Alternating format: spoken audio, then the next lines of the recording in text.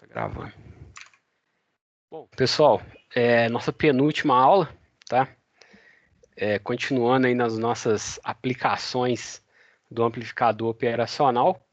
Hoje a gente vai ver a última aplicação dele e os circuitos osciladores. A gente vai ver alguns, né, tipos com amplificador operacional e alguns tipos utilizando o transistor, seja de efeito de campo ou bipolar de junção, tá? Mas a gente vai entender aí nessa aula, tá? Semana que vem a gente tem a nossa última aula, que é sobre conversão analógica digital e digital analógico, tá? Que finaliza aí. Bom, a aula de semana que vem, quando chegar lá eu falo dela, né? Vamos preocupar com osciladores hoje. E vai ter mais uma provinha, a terceira prova dessas duas últimas aulas aí, dessas é de semana que vem. Bom, semana passada a gente viu alguns circuitos para conversão de sinais, né? A gente tinha um sinal de entrada com uma forma de onda e na saída do circuito a gente tinha um sinal com a forma de onda que a gente alterava, tá? E a gente viu vários circuitos aí para a gente alterar de retangular para triangular, de senoidal para retangular, enfim, foi uma variedade boa de circuitos, tá?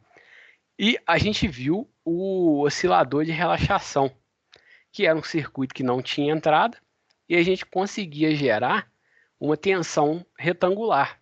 Tá? A gente utilizava um capacitor lá que ele ficava carregando e descarregando, e a gente tinha uma tensão retangular na saída. A gente conseguia gerar uma tensão retangular sem nenhum sinal na entrada, só com o meu circuito ali. E o nome dele era oscilador de relaxação. Ele é um oscilador, tá? Só que os osciladores que a gente vai ver aqui hoje são circuitos que a gente utiliza para gerar uma onda senoidal, tá? Para gerar uma onda retangular, normalmente a gente utiliza aquele oscilador de relaxação mesmo, ou então tem um circuito integrado que eu vou mostrar para vocês aqui, que ele gera uma onda quadrada também, tá? O circuito 555, mas é uma aplicação bem específica aí no final da aula eu vou mostrar. Mas nós vamos ver alguns circuitos aí para a gente gerar sinais senoidais, tá? Que o circuito para gerar um sinal senoidal ele é um pouquinho mais complexo do que aqueles circuitinhos lá da aula de semana passada, beleza? Bom, mas antes da gente ver o circuito, vamos entender a ideia básica do que é um oscilador. Todo oscilador, independente dele ser com amplificador operacional, com TBJ ou com FET, ele utiliza essa ideia básica, tá? Bom, pegando esse circuito da esquerda aqui primeiro, eu tenho meu amplificador, que é esse bloquinho de cima, com ganho AV, certo? Bom, imagine que eu estou com esses terminais XY aqui abertos, tá, inicialmente. E bom, eu vou aplicar essa tensão senoidal dessa fonte VIN no meu amplificador, tá? E eu vou ter o que na saída? Eu vou ter essa tensão amplificada. VIN vezes o ganho AV vai ser o meu Vout, certo? É um amplificador igual a gente está acostumado aí. Nem tem mistério nenhum. Bom, e eu pego essa tensão de saída e vou passar nesse ganho aqui, nesse bloco aqui que tem um ganho B, tá bom? E qual que vai ser a tensão entre esses terminais aqui? Vai ser a tensão de saída Vout vezes B. E a tensão de saída a gente sabe que é o Vin vezes AV. Então, ó, Vin vezes AV eu vou multiplicar ainda por B. Eu tenho aqui ó, essa tensão nesses terminais que estão em aberto vai ser AV vezes B, os dois ganhos, vezes a tensão de entrada, certo? Bom, o sistema vai ficar em regime permanente, essas tensões são fixas aí a princípio. Mas agora, ó, imagine que eu conectei esses dois terminais aqui, estavam em aberto, tá? Conectei os dois e tirei essa fonte aqui. Deixei o circuito entrar em regime permanente e ao mesmo tempo fechei, tirei a fonte fora, fiquei com esse circuito da direita aqui, ó, tá? Sobrou meus dois bloquinhos. Bom, o que vai acontecer nesse circuito? Eu tenho três possibilidades, tá? A tensão de realimentação, a tensão que eu vou colocar na entrada agora, ela vai depender dos ganhos, do AV e do B. Se a multiplicação do AVB for menor que 1, o que vai acontecer? Eu vou aplicar uma tensão na entrada agora, que ela é menor do que a tensão de entrada inicial. Pense numa iteração, igual um algoritmo aqui. Ela vai ser menor, então eu vou aplicar uma tensão na entrada menor. Na próxima iteração, o que vai acontecer? A tensão de saída vai ser um pouquinho menor e a realimentação vai ser um pouquinho menor. Então, diminuir de novo a tensão de entrada. Então, eu vou diminuir essa tensão de entrada toda a vida até ela chegar em zero. Então, vai acontecer isso aqui, ó, tá? Eu vou diminuir na amplitude até chegar em zero. Se o meu ganho equivalente aqui, AVB, for maior que 1, vai acontecer o contrário. Por quê? Na primeira interação, eu vou pegar a minha tensão de entrada inicial, multiplicar por um AVB que é maior que 1 e vou fazer a realimentação com uma tensão maior do que a minha tensão original dessa fonte, tá? Então, na segunda interação, minha tensão de saída vai ser maior, eu vou realimentar com uma tensão maior. Na terceira, ela vai continuar crescendo e por aí vai. Essa tensão, então, se esse ganho equivalente for maior que 1, ela vai começar a crescer. Vai crescer até quando? Bom, vai depender de até onde meu amplificador vai deixar, né? Se for um amplificador operacional, vou chegar perto da tensão de alimentação ali, certo? Bom, e eu tenho um caso muito específico, né? A gente analisou o ganho menor que 1, maior que 1. E se ele for exatamente igual a 1, o que vai acontecer? Bom, se ele for exatamente igual a 1, qual que é a tensão que eu vou aplicar aqui na segunda interação na entrada? Vai ser a tensão original vezes 1, ou seja, eu vou ficar repetindo a minha tensão original em todas as iterações, eu não vou sair do lugar. Mas, bom, eu não sair do lugar é ruim? Não, para mim é bom. Por quê? Eu vou ficar com a minha tensão de saída e a tensão de entrada uma senoidal com amplitude fixa. Ou seja, eu gerei uma senoidal aqui sem sinal de entrada nenhum, tá? Eu tenho um circuito fechado, e na minha saída aqui eu vou ter uma onda senoidal. Esse é assim que funciona, então, o oscilador. Eu não tenho entrada nenhuma, e eu vou ter uma senoidal na saída. Fala, Andrei, mas você teve que aplicar uma tensão inicial aí, você tirou ela, mas para começar a funcionar tem que ter essa tensão inicial, né? Senão não adianta. Mas bom, a gente vai ver como é que a gente dá esse peteleco inicial aí para o oscilador começar a funcionar, beleza? Mas bom, a gente está trabalhando com tensões senoidais aqui, tá, gente? E, bom, aqui tá tudo que eu falei, está enumerado aqui, só que eu prefiro falar mostrando na figura, que é melhor, tá? Mas é a questão do ganho ali, da variação. Eu não falei de fase, tá? Só tratei no ganho, porque é mais fácil explicar. Mas a fase entre o sinal de saída e o sinal de entrada, a defasagem das duas, tem que ser zero, tá? Não adianta elas terem a mesma amplitude e eu defasar as duas, porque senão eu vou começar a atrasar ou adiantar a minha tensão de saída nas iterações, e isso também vai bagunçar. Elas têm que ter mesma amplitude e mesma fase, beleza? Mas bom, eu tenho que usar também um circuito de ressonância. Por quê? Eu quero realimentar o meu circuito com uma senoidal apenas com a frequência que eu quero, tá? Eu não quero passar ruídos para o meu circuito. Então eu vou ter que ter um circuito ressonante, tá? Vai funcionar como um filtro passa-faixas.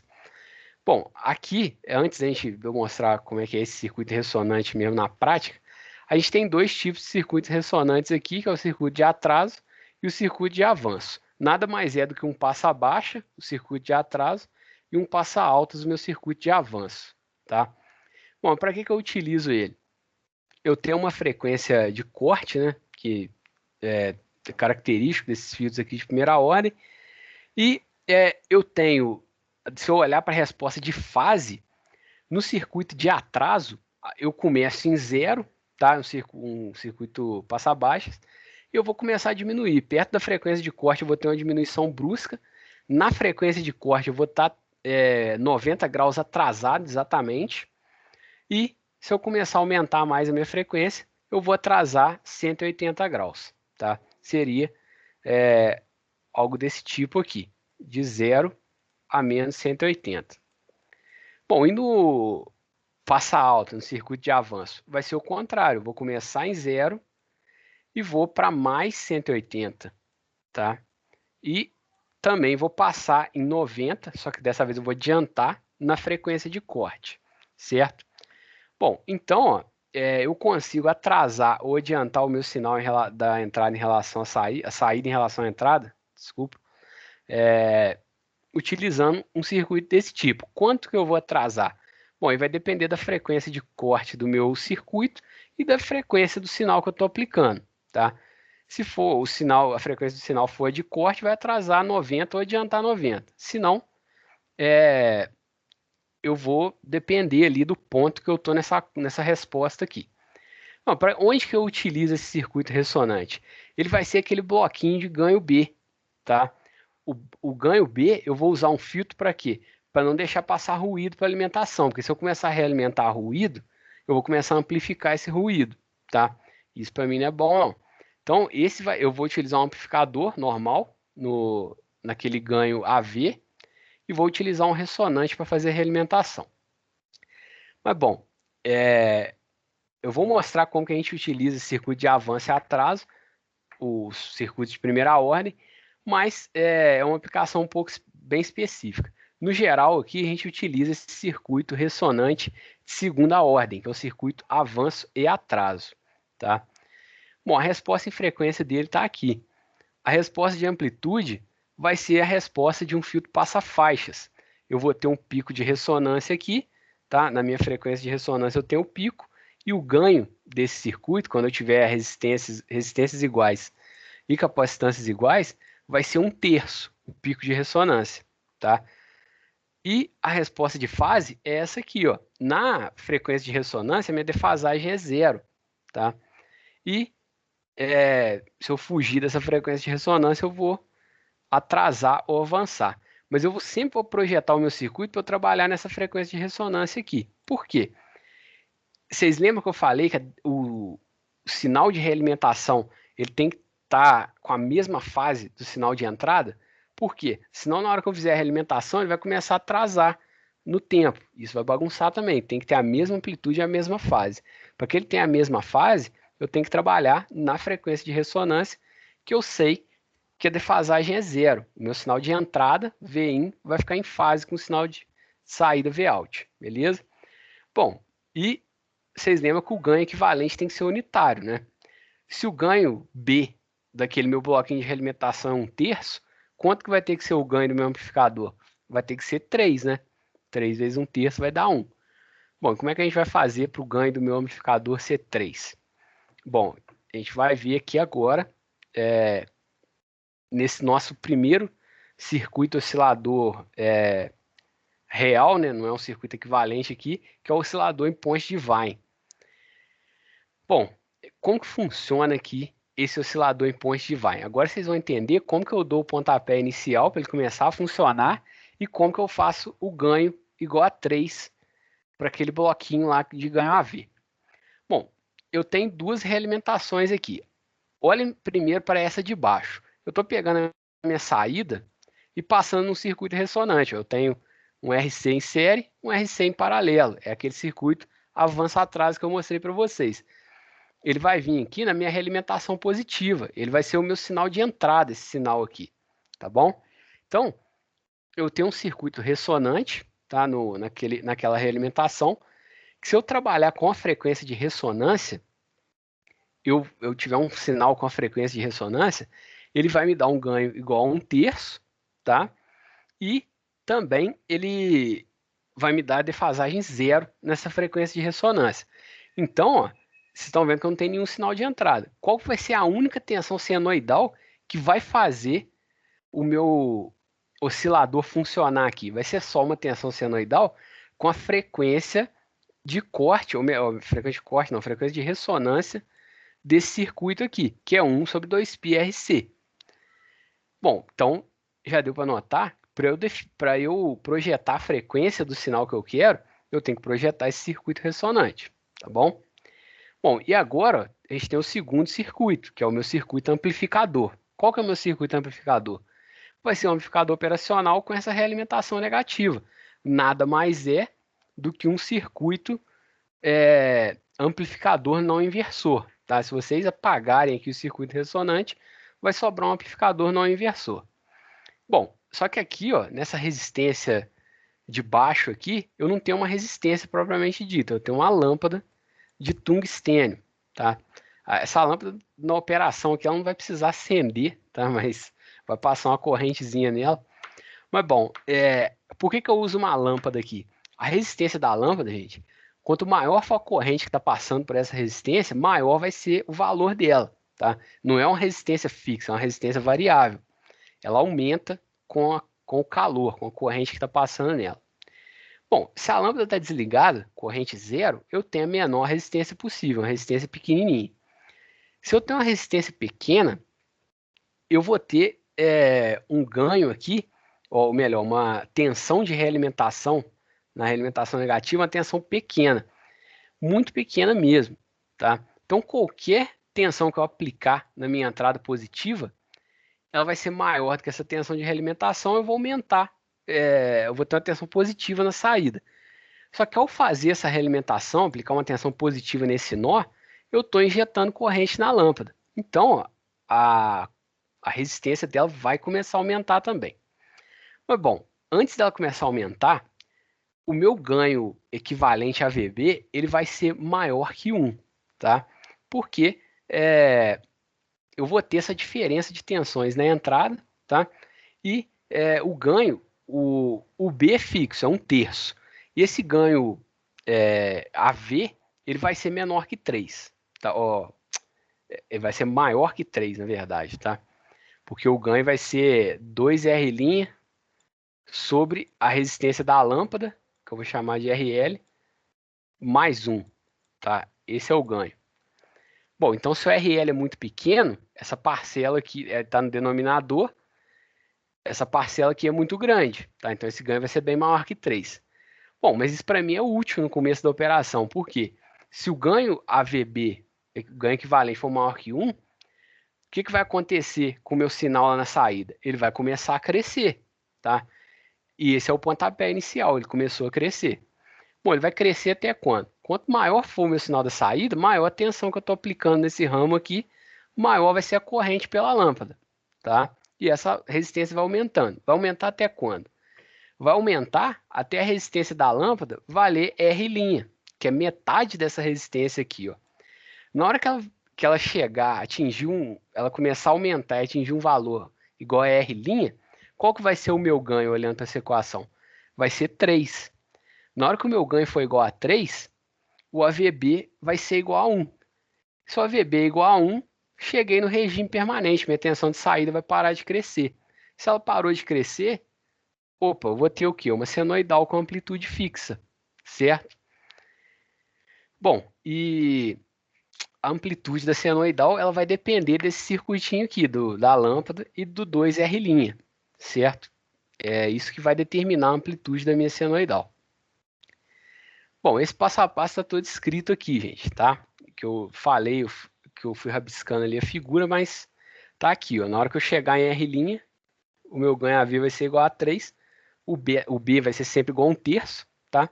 E eu vou ter aqui na saída uma senoidal com a frequência de ressonância do meu circuito aqui e com amplitude fixa quando eu chegar em regime permanente, certo?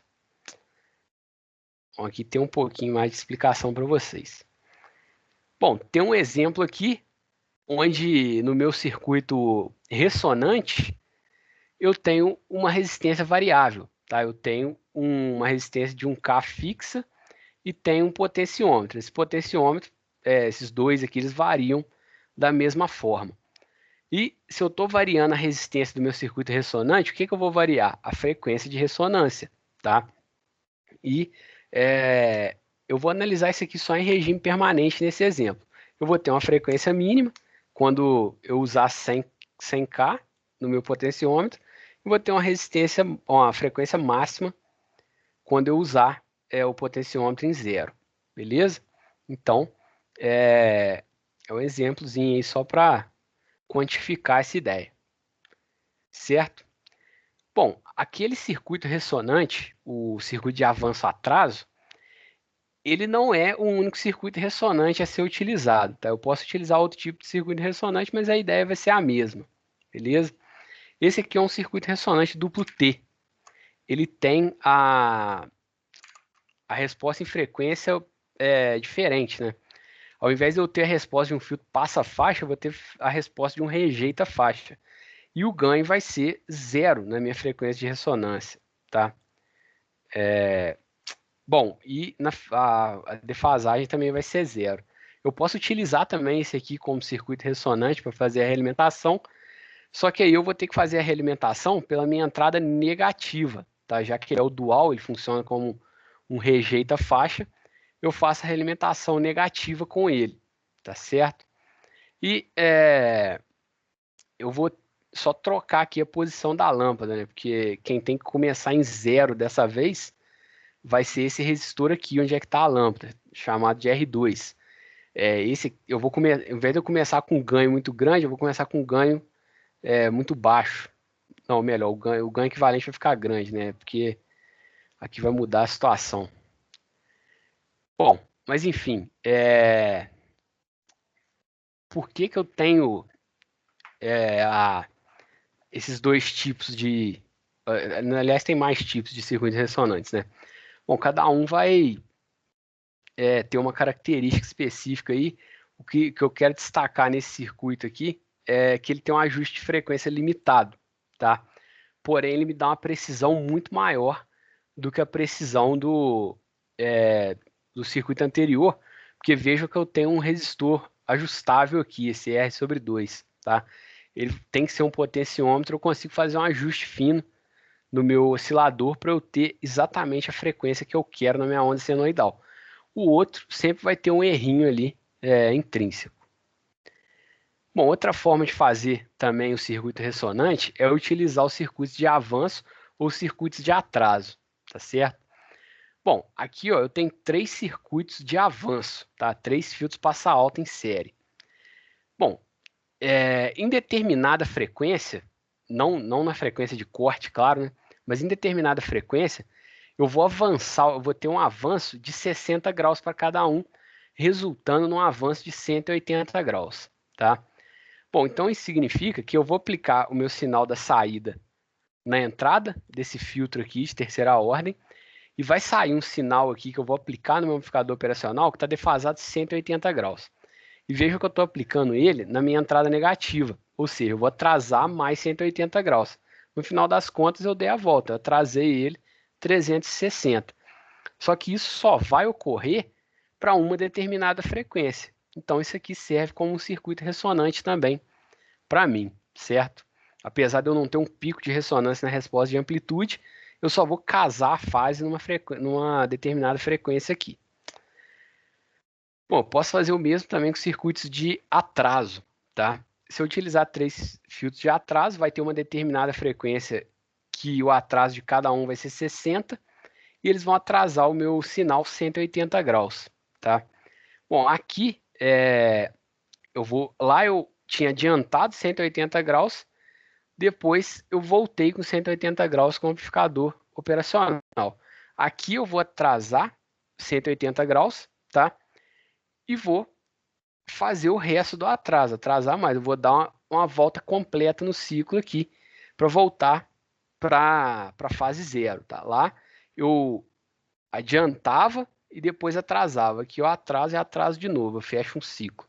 Bom, nos dois casos aqui são só montagens diferentes, mas o fato é que para uma frequência específica eu vou ter o meu sinal de saída em fase com o meu sinal de entrada, tá? Para as demais frequências eu vou ter um erro de fase e eu não vou conseguir obter essa oscilação lá na saída. É uma outra forma de fazer um oscilador, certo?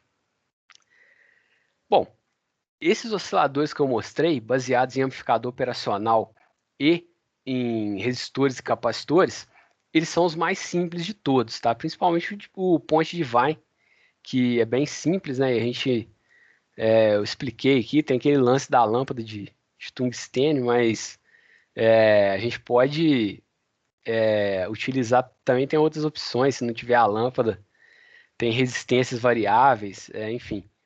Tem como fazer isso aí de maneira diferente, tá? Mas bom, qual que é o problema desses osciladores aí com amplificador operacional? Se vocês lembrarem, o amplificador operacional ele tem uma resposta em frequência dele lá, né? O 741 tem frequência de corte em 10 Hz e a frequência de ganho unitário em 1 MHz, tá? Bom, se eu chegar em 1 MHz, o meu ganho vai ser zero. E eu preciso de um ganho igual a 3, né? Para eu chegar no regime permanente. Então, para frequências acima de 1 MHz, eu já não posso usar o 741. Eu tenho que escolher outro amplificador operacional. Mas mesmo que eu escolher outro amplificador operacional, eu sempre vou ter um limite de frequência que eu posso trabalhar, tá? Por quê? Porque o amplificador operacional vai deixar de ser um amplificador a partir de determinada frequência. Então, se eu quiser sinais senoidais com frequências maiores que 1 MHz, né, no caso, ou até um pouco mais, né? Aqui está até 500 MHz, porque pega uma faixa aí, vai depender do amplificador operacional. Eu tenho que montar circuitos um pouco diferentes. Eu vou deixar de utilizar o meu amplificador operacional, vou voltar a utilizar o quê? O transistor bipolar de junção ou um transistor de efeito de campo. O transistor de efeito de campo ele permite eu trabalhar com frequências ainda maiores. A gente estudou lá no começo da disciplina a resposta de frequência de amplificador com TBJ, tá? A gente tinha lá aquela resposta que podia ser de passa baixas ou de passa faixas de banda larga, né? Ia depender do acoplamento capacitivo. Mas bom, o fato é que eu sempre tinha uma frequência de corte superior. Só que essa frequência, ela costuma ser bem maior do que a frequência de corte de um amplificador operacional, tá? Mesmo para o TBJ. Para o FET, é garantida essa frequência de corte ser maior. Então, por isso que a gente vai utilizar esses dispositivos para fazer o nosso oscilador LC. LC porque a gente vai utilizar indutores agora também, tá? E vai conseguir sintetizar sinais senoidais com frequências um pouco maiores. Bom, a análise desses circuitos aqui agora, a gente vai fazer uma análise aqui de uma maneira mais qualitativa, tá? Sem entrar muito na questão de projeto, tá? Só para o importante é entender a característica de funcionamento. Bom, não existe um circuito só, né? Tem vários, né? Mas começando aqui pelo oscilador Colpitts. Esse D aqui tá errado, é o oscilador Colpitts. Bom, esse oscilador, existem algumas variações da montagem do circuito dele, mas o que a gente tem que bater o olho que caracteriza o Colpitts é sempre um divisor capacitivo que está aterrado no ponto central, esse que está destacado aqui. Bom, e como que funciona aqui esse oscilador? Eu tenho um circuito de realimentação que é um circuito ressonante. Ó, ele é formado por esse conjunto de capacitâncias e esse indutor L e essa capacitância C3 aqui também. Só que a capacitância C3 geralmente ela é muito menor, ela vai servir só para acoplamento, tá? E não é extremamente necessário. O meu circuito ressonante mesmo, ele é formado pelo C1, o C2 e pela essa indutância L. Nesse quadro aqui do lado, ó, a gente tem a frequência de ressonância do circuito, vai depender de quem? De LC. Esse C aqui nada mais é do que a capacitância equivalente desse ramo série, tá? Bom, e essa é a frequência de ressonância, a frequência que a gente tem que projetar para a gente ter aqui na saída a senoidal com a frequência que a gente quer. E aqui, ó, aquele ganho B, ele não vai ser necessariamente um terço, não, tá? Ele vai depender dessas capacitâncias C1 e C2. Eu consigo ajustar esse ganho de acordo com as capacitâncias C1 e C2. E o meu ganho AV? Bom, em regime permanente ele tem que ser o inverso, né? Porque eu vou multiplicar os dois, tem que ser unitário. Então, vai ser C2 sobre C1, tá? Aqui o ganho mínimo. Por que mínimo? Porque no começo da operação ele vai ser maior que isso, ele vai diminuindo até ele chegar nesse valor, tá?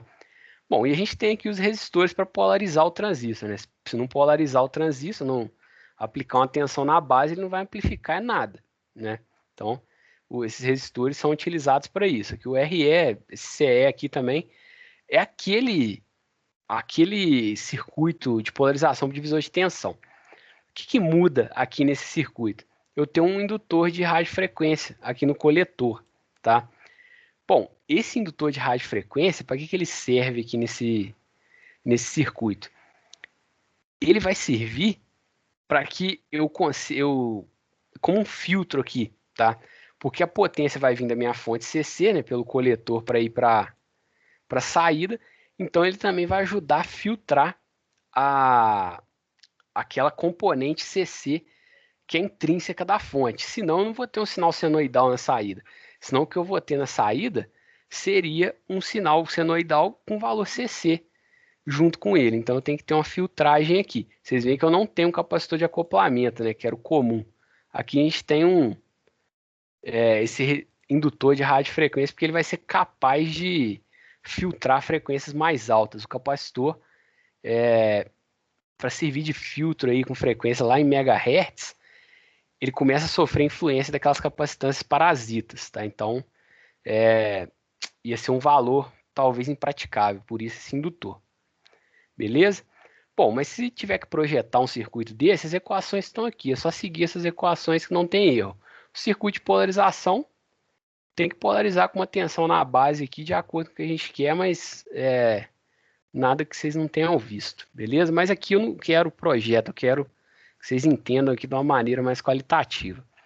Bom, existem outros osciladores LC aqui, eu não vou ficar falando de um por um, porque sempre a ideia é aquela ideia da realimentação daqueles blocos. Eu vou ter um ganho AV, vou ter um ganho B, em regime permanente o equivalente tem que ser igual a 1. Tá? Eu só listei aqui alguns osciladores, se vocês ficarem curiosos aí no livro, tem o circuito de cada um, tá? Mas no livro do Malvino tem esses circuitos. Mas eu só anotei aqui a característica principal, o que muda em relação ao COPTES, tá? O oscilador Armstrong, ele usa acoplamento com transformador, tá? Para o sinal de realimentação. A gente utilizava um indutor ali, aqui eu vou ter um acoplamento por transformador. Isso serve para eu isolar a saída, né? A minha carga vai estar no secundário desse transformador, do meu sinal de realimentação, que vai estar ou melhor, vai estar no primário, né? Eu vou isolar do secundário. Essa isolação galvânica, ela vai rejeitar os ruídos e vai também isolar um circuito do outro. Isso em eletrônica muitas vezes é importante, eu isolar um circuito do outro. Bom, oscilador Hartley, tá? Ao invés de eu utilizar aquele divisor capacitivo, eu vou usar um capacitor fixo e vou utilizar um divisor de tensão indutivo. Bom, aí o ganho vai passar, em vez dele depender do capacitor, ele vai depender do indutor, tá? Do valor desses indutores. E eu particularmente não vejo vantagem nisso não, porque a indutância ela é muito mais imprecisa você determinar ela do que a capacitância. Então a gente perde em precisão aqui. Mas é mais fácil de você pegar um ponto médio no indutor, né? Do capacitor você precisa de 2. Bom, oscilador Clapp, tá? Ele é só uma variaçãozinha do COPTES, tá? Ele utiliza um capacitor adicional em série com o indutor e ele vai fazer com que a frequência de ressonância daquele circuito LC ela deixe de depender das capacitâncias parasitas, tá? Porque como eu falei no COPTES, né, as capacitâncias parasitas lá em megahertz elas vão começar a influenciar. Então o CLEP ele vai acabar tendo essa melhoria, né, que é muito válida a gente não depender de um parâmetro tão impreciso quanto uma capacitância parasita. Bom, só que os osciladores LC, eles também têm um limite da frequência que a gente quer sintetizar. Como eu falei lá no começo, vai ter uns 500 MHz, tá? E se eu quiser mais que isso, né? Se eu quiser mais que 500 MHz, se eu quiser chegar em gigahertz, como é que eu faço? Pô, gigahertz é muita coisa, né? Mas o processador do computador trabalha em gigahertz. Como é que ele faz isso? Bom, aí a gente vai ver o último tipo de oscilador aqui, que é o oscilador cristal de quartzo. E bom, é um tipo bem específico, a gente vai entender como é que ele funciona. Bom, por que eu vou utilizar um cristal de quartzo no lugar de um circuito LC ou de um circuito ressonante lá do primeiro? Bom, aqueles circuitos, quando eu começo a aumentar demais a tensão, eu vou ter capacitâncias tão pequenas que as capacitâncias parasitas vão ficar maior que essas capacitâncias, tá? E não adianta eu colocar lá na saída uma capacitância menor que a parasita, senão é como se eu não estivesse colocando nada. Então, eu vou utilizar no lugar disso cristais de quartzo, que eles permitem, eles conseguem gerar oscilações com frequências muito elevadas e também muito precisas. Tá? E a gente vai entender aqui como é que funciona esses osciladores a cristal. Bom, apesar dele ter uma frequência estável e precisa, com o tempo o cristal vai se desgastando e ele vai perdendo um pouquinho dessa precisão. A frequência de oscilação do cristal, ela vai diminuindo ali essa frequência com o tempo. Quem já teve um relógio digital antigo aí, esse relógio de pulso aí de camelô, se a gente usar esse relógio aí por anos, vocês podem reparar que o relógio começa a atrasar, né? A gente tem que ir lá e arrumar a hora porque o relógio começa a atrasar. É por causa do efeito do cristal de quartzo. Ele vai se desgastando e a frequência para qual ele foi projetado, ela vai diminuindo, então a hora que o contador dele ali vai atrasando. Mas relógios digitais mais modernos aí, eles não precisam disso, né? Eles têm meio de corrigir isso. Bom, e essa seria uma aplicação aí que a gente precisa de uma temporização crítica. E principalmente cronômetro aí, que é o cronômetro de precisão, que tem que contar até milissegundos, né? Milésimo de segundo, não sei. Eu preciso de uma precisão muito alta. Bom, por que o cristal ele é utilizado nesse oscilador? Porque o cristal de quartzo, na verdade não é só o de quartzo, né? Eu estou falando cristal de quartzo, mas vou explicar por que o quartzo. Esses cristais, alguns cristais, eles têm um efeito que chama efeito piezoelétrico, tá? Se eu aplicar uma tensão alternada nesse cristal, ele vai vibrar na mesma frequência, certo? E se ele faz o contrário também, se eu forçar ele a vibrar mecanicamente numa dada frequência, ele vai gerar uma tensão CA nessa mesma frequência. Então, com o oscilador, o que a gente vai fazer? A gente vai aplicar a tensão de realimentação nele, ele vai vibrar, e quando ele começar a vibrar, ele vai gerar uma tensão nos mesmos terminais dele que está sendo aplicado. Eu posso tirar a minha tensão, que ele vai continuar vibrando, eu vou fazer a realimentação e vou entrar no meu loop infinito, certo? Bom, e tem três materiais aí que a gente pode fazer esses sais, três materiais principais, né? São sais de Rochelle, turmalina e quartzo. É meio que uma balança aqui quando que a gente utiliza cada um. O primeiro aqui, que são os sais de Rochelle, eles têm a maior atividade piezoelétrica, tá? Eles são mais eficientes, vamos dizer assim. Mas eles são mais frágeis, eles quebram à toa, eles não têm muita resistência física. Então, se eu for utilizar esse num relógio de parede, que vai ficar parado, ótimo, tá? Não vai acontecer nada. Agora, eu não vou colocar um sal de Rochelle no relógio de pulso, né? Que fica esbarrando toda hora, senão ele vai acabar quebrando ali por causa de um esbarrão mais forte. A turmalina, ela é menos eficiente, né? Eu preciso de mais energia para fazer ela vibrar, ela tem menor atividade piezoelétrica, porém ela é muito mais resistente, ela não quebra à toa, tá? E por essa característica ela acaba sendo mais cara. E por fim a gente tem o quartzo, que os cristais de quartzo são o meio termo entre o sais de Rochelle e a turmalina. Ela tem um efeito piezoelétrico que é melhor do que o da turmalina, mas não é tão bom quanto o dos sais. E ela é mais resistente que os sais, porém não tanto quanto a turmalina. E ela tem uma característica que é determinante. O quartzo ele tem uma característica que é determinante para ele ser o mais utilizado, tá? Que é essa última que eu anotei aqui entre parênteses. Ele é o mais barato e ele é muito abundante na natureza, né? Então, se eu encontro quartzo em qualquer lugar, para que eu vou ficar procurando turmalina, né? Querendo pagar mais caro? Bobeira, vamos fazer com quartzo aí que ele quebra o galho, ele serve. Bom, então, onde que eu vou utilizar o cristal de quartzo no meu circuito? O funcionamento dele é bem parecido com o de um capacitor, tá? Porém, ele não, a gente tem a precisão ainda em altas frequências. Quando a gente extrai o cristal, normalmente ele tem essa forma aqui de um prisma hexagonal. E ele vai ser processado para a gente extrair essas pastilhas dele, tá? Com uma espessura aqui chamada de T. Bom, E com essa fatia, a gente conecta, é como se ela fosse o dielétrico de um capacitor. A gente vai conectar terminais metálicos nas duas faces dessa fatia aqui, e assim a gente vai ter um componente eletrônico, né, com dois terminais condutores. E se a gente aplicar uma tensão CA, esse cristal ele vai vibrar aqui com a mesma frequência. Se eu vibrar o meu cristal, ele vai gerar uma tensão CA com a mesma frequência. Beleza?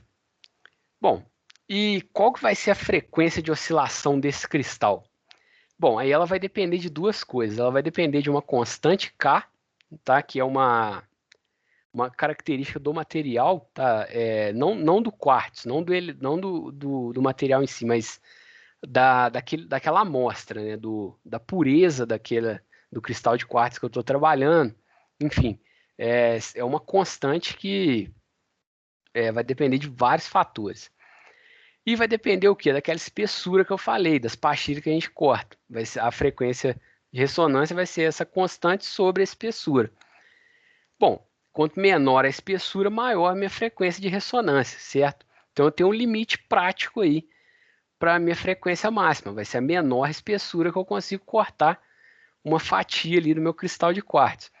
Claro que isso é cortado por máquinas, não um processo automatizado, mas mesmo assim tem um limite, né? Eu não vou conseguir cortar uma fatia infinitamente pequena. Ela é bem pequena, consigo frequências bem altas com ela, mas eu chego no limite.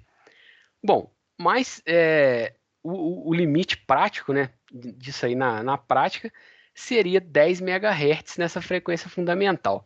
Só que o que acontece? Eu tenho o que eu chamo de sobretons. Eu tenho uma frequência de ressonância, se eu olhar para a resposta de frequência, eu tenho meu pico de ressonância e nos múltiplos da minha frequência de ressonância eu tenho outros picos. Ou seja, eu vou ter picos aqui, ó, se for no caso de 10 MHz, eu vou ter pico em 100, eu vou ter pico em 1000, tá? Eu vou ter pico em 10.000 e por aí vai. Eu posso usar qualquer uma dessas frequências de ressonância que eu chamo de frequências de sobretom, porque ressonância, na verdade, é só a primeira, tá? Eu posso utilizar qualquer uma dessas frequências de sobretom. Então, por mais que eu tenha um limite aqui, eu consigo utilizar esses múltiplos. O pico de ressonância vai ser um pouco menor, mas eu consigo frequências bem altas. Eu chego até gigahertz aqui, na verdade, nos sobretons. Depois eu tenho que consertar esse 100 mega. Beleza? Ó, pera aí que eu passei para cima. Bom, como é que a gente faz para analisar um circuito com cristal de quartzo? Pô, a gente vai colocar lá um cristal lá no meio do circuito e vai analisar ele junto com resistência, com transistor. Bom, a gente precisa de um circuito equivalente, né, com elementos que a gente sabe analisar o circuito. E a gente tem um circuito equivalente para o cristal de quartzo, que é esse circuitinho aqui. Eu tenho uma capacitância, que é a capacitância de montagem CM, em paralelo com esse ramo aqui, LCR, que eu tenho uma capacitância que eu chamei de CS para diferenciar. Tá? É a capacitância do ramo aqui. Bom, a frequência de ressonância, gente, ela vai depender do L e do C. O C seria um equivalente dessas duas capacitâncias. Só ver se eu escrevi aqui. Não, não está escrito aqui. Beleza. E vai depender também do fator de amortecimento, do fator Q desse circuitinho aqui, tá? Bom, esse fator Q para esse cristal de quartzo, ele é muito alto. Ele não é um fator Q com aqueles valores que a gente acostumou a ver ali, em torno de 90, né, em algumas aulas passadas. É um valor muito alto. Então, como é um valor muito alto, muito maior que 1, eu ainda estou elevando ele ao quadrado, eu vou ficar com um número aqui dentro dessa raiz que é muito próximo de 1, tá? E bom, quão próximo de 1 que vai ser esse resultado aí dessa raiz? Bom, aí vai depender, vai ser uma estimativa que a gente vai fazer, tá bom? A gente tem duas frequências de ressonância que a gente determina num cristal. Frequência de ressonância série e frequência de ressonância paralelo. As duas, a gente vai usar a mesma equação, 1 sobre 2π raiz de LC. Só que na frequência em série, a gente só vai considerar aquela capacitância que está em série com o indutor, tá? E na frequência de ressonância paralelo, eu vou considerar o equivalente das duas capacitâncias, como se elas estivessem em série, tá? Capacitância em série, a gente vai fazer a soma dos inversos e inverter o resultado, como se fossem resistores em paralelo, né? A capacitância é o dual. E a gente vai calcular com aquela mesma equação, porém usando esse novo valor de capacitância aqui. Bom, qual das duas frequências que é a frequência de ressonância do cristal? A série ou a paralela? Essas duas frequências elas são próximas uma da outra, bem próximas, tá? E a frequência de ressonância ela vai estar entre essas duas frequências, vai ser alguma frequência ali no meio das duas.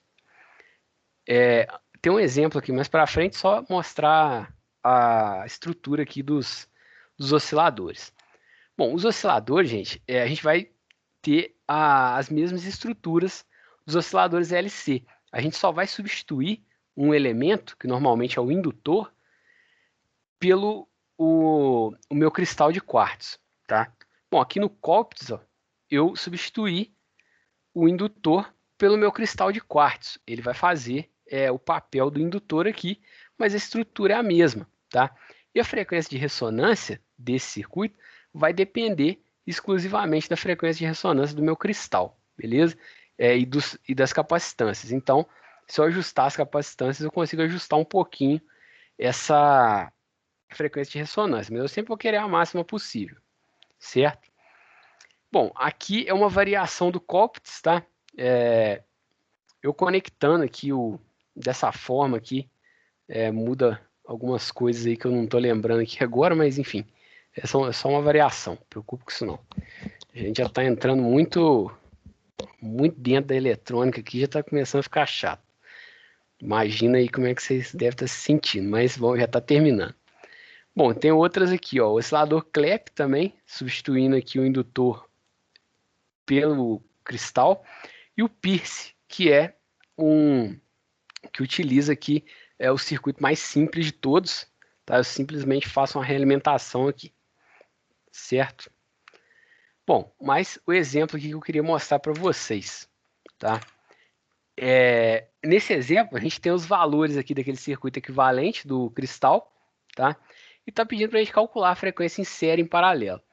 Simplesmente substituindo naquelas fórmulas lá, ó, a gente acha a frequência em série 411K e frequência em paralelo 412K.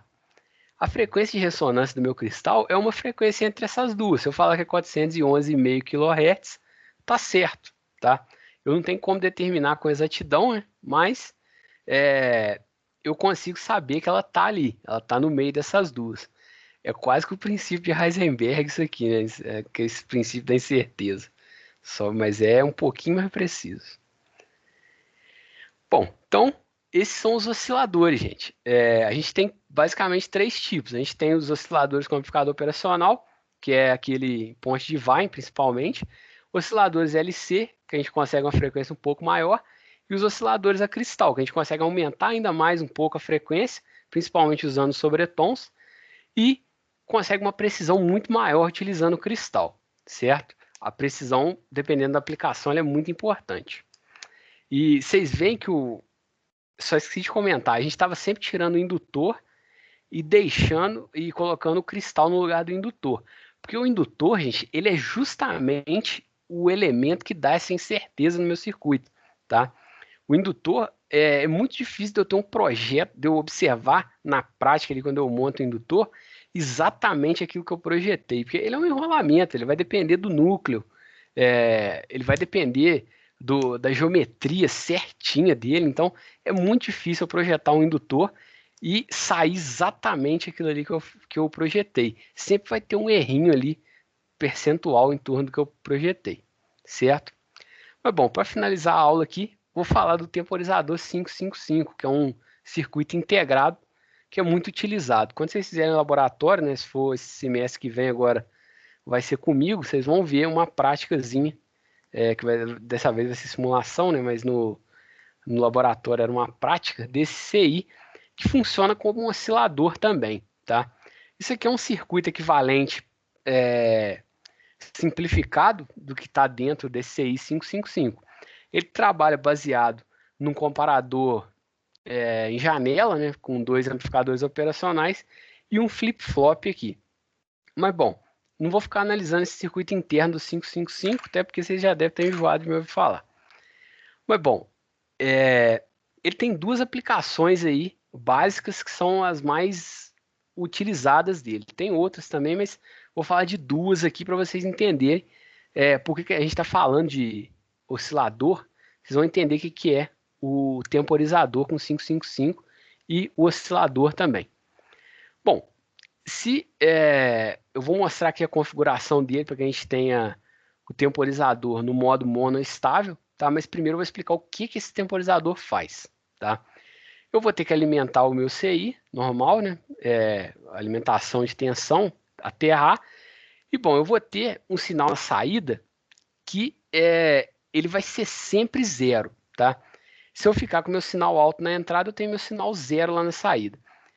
Bom, isso aqui, ó, se eu tiver um botão que ele fica normalmente fechado aqui na minha entrada e eu estou aplicando uma tensão aqui, o que vai acontecer? Eu estou sempre aplicando tensão, meu botão é normalmente fechado. Se eu apertar o botão e abrir esse circuito rapidamente, o que vai acontecer? Eu vou ter um pulso aqui, ó, um pulso negativo, né? Que eu vou, na verdade, não negativo, vou para zero rapidamente. Apertei o meu botão ali, soltei, rapidamente eu desliguei aqui e voltei com a minha tensão. O que vai acontecer? Por mais rápido que seja esse pulso, no momento que eu aplico esse pulso, a minha saída ela vai comutar para nível alto. Ela vai ficar um tempo aqui em nível alto e mesmo não fazendo nada lá na entrada, depois de um tempo, ela vai voltar para nível baixo. Esse tempo que ela fica em nível alto, eu consigo projetar esse tempo, tá? Se ele vai ser menor, vai ser maior. Bom, e para que isso aqui é útil? Por exemplo, se eu tiver uma porta que eu abro lá com a minha digital, né? Se eu tiver aquelas portas lá que tem leitor de digital. Na hora que ele lê o meu digital, ele vai abrir a porta, tá? Se for imantizada. Eu tenho que ficar com o meu dedo ali para a porta ficar aberta? Não, o que vai acontecer? Ele vai liberar a porta por um tempo, passado esse tempo ele vai voltar a magnetizar para a porta fechar, né? Obviamente tem que estar perto ali para fechar. Mas bom, eu posso utilizar o 555 para isso, por quê? Na hora que ele lê o minha digital, ele dá esse pulso aqui na entrada do meu temporizador. E o que ele vai fazer? Ele vai mandar esse sinal aqui para nível alto, que é para eu desmagnetizar, para eu abrir a minha porta, né? Ou melhor, o sinal tem que ser em nível alto, porque eu vou energizar uma bobina, né, para fazer a contrapartida do ímã da porta ali. Mas enfim, vai abrir a porta, ela vai ficar um tempo aberta, passou esse tempo aqui que eu programei, volta para nível baixo, pode fechar a porta de novo. Então essa é uma aplicação bem simples aí, tá? Só para vocês entenderem. Mas tem muitas outras aplicações para isso, é muito útil. E por que a gente chama de modo monoestável? Porque eu tenho um estado estável só, que é o nível baixo. Se eu não fizer nada, eu fico estável ali em nível baixo. Esse nível alto ele não é estável. Por quê? Depois de um tempo, eu vou voltar para nível baixo. Então ele é um estado instável. Eu sei que eu não vou permanecer nele para sempre. Beleza? Bom, isso aqui é o esquema de montagem do 555, né, com os pinos aqui, para eu ter esse modo mono, para ele operar com o modo monoestável. Como que eu projeto o meu tempo que eu fico em nível alto? Vai depender dessa resistência e dessa capacitância aqui, tá? Vai ser 1,1 RC. Então, projetando aí a resistência e a capacitância, eu projeto esse atraso, beleza? Bom, tem a segunda aplicação que é o modo astável, tá? Essa palavra não está errada, tá? É astável mesmo. Por quê? O A é um prefixo de negação. Eu não tenho nenhum modo estável, tá? Os dois modos são instáveis. Por quê? Aqui eu não vou ter nenhuma entrada. Eu só vou ter a minha saída. Isso aqui é um oscilador. Eu vou gerar um trem de pulsos, uma onda retangular, que eu consigo projetar tanto a frequência dessa onda, tá? Quanto o ciclo de trabalho, que é o que? A relação que eu fico em nível alto com o período completo dessa onda, tá? Eu consigo mexer nessa largura aí para eu ficar mais ou menos tempo em nível alto. Bom, para que eu utilizo isso aqui? Para gerar meu trem de pulso, tá? Pode ser o quê? Um clock para mandar para o circuito digital, ou então, enfim, alguma outra coisa que eu queira fazer aqui com com uma onda retangular, tem infinitas possibilidades, tá? Bom, e esse aqui seria o circuito, a montagem do 555 para isso. Eu consigo projetar o quê? Como eu falei, eu projeto a frequência, tá, da minha onda retangular, o ciclo de trabalho, que é o quê? A relação do tempo de nível alto com período. Isso vai depender do quê? O ciclo de trabalho vai depender das resistências, tá? Essas equações aqui são todas como se esse diodo não existisse, tá? E vai depender dessas resistências. Se eu mexer na capacitância, eu mexo na minha frequência da onda também, beleza? Claro que eu vou mexer nas resistências, vai alterar a frequência, mas se eu quiser manter um ciclo de trabalho e mexer só na frequência, eu tenho que mexer no capacitor. Mas bom, para que eu tenho esse diodo aqui que eu desenhei pontilhado? Esse diodo, gente, é porque se eu não utilizar ele, eu consigo um ciclo de trabalho que vai de meio até 1, tá? Eu consigo um ciclo de trabalho 50% ou mais. Se eu quiser um ciclo menor que 50%, eu tenho que utilizar esse diodo aqui. Isso está relacionado com a carga e descarga do capacitor, tá? Mas é só um artifício aí para eu conseguir a minha faixa inteira de 0 a 100% de ciclo de trabalho. Mas bom, tem diversas aplicações, né? Eu falei da porta, mas alarme, principalmente, né? Alarme, eu conto um tempo ali, se não voltar ao normal, dispara um alarme. Se eu quiser disparar dispositivos de eletrônicos de potência, chaves eletrônicas, eu posso utilizar o 555 como circuito de controle, moduladores, né, em aplicações de telecomunicação, geração de rampa. Eu posso. Geração de rampa seria uma onda triangular, tá? Mas enfim, tem infinitas aplicações aí o 555. Bom, gente, tem o PLL aqui, seria o último assunto da aula, mas eu acho desnecessário falar desse PLL aqui. Ele é um circuito simples para rastrear a frequência aqui do sinal e limpar o sinal de ruídos, tá? Mas na aula gravada lá que tem na playlist lá do YouTube, eu falo do PLL, mas não vou cobrar ele na prova não, tá? A aula de hoje já ficou extensa demais. Mas se tiverem interesse em ver o que é esse PLL aqui, pode ver na aula gravada lá. Mas se vocês jogarem na internet e procurarem, esse circuito PLL ele tem dois sentidos, tá? Em eletrônica de potência, PLL é outra coisa. Não é esse circuito aqui, serve para outra coisa pra gente. Beleza? Alguma pergunta, alguma dúvida?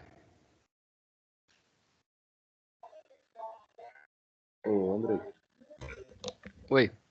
tem alguma situação que dá para combinar o astável com o não astável? Pô, de cabeça assim, eu não tô lembrando não, mas deixa eu pensar aqui.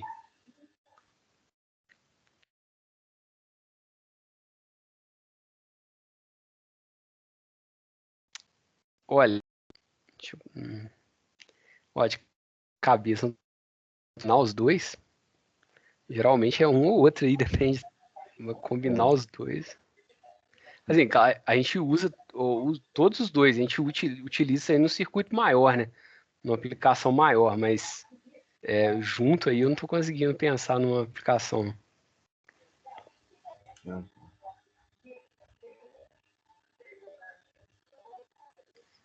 Mais alguma dúvida, gente?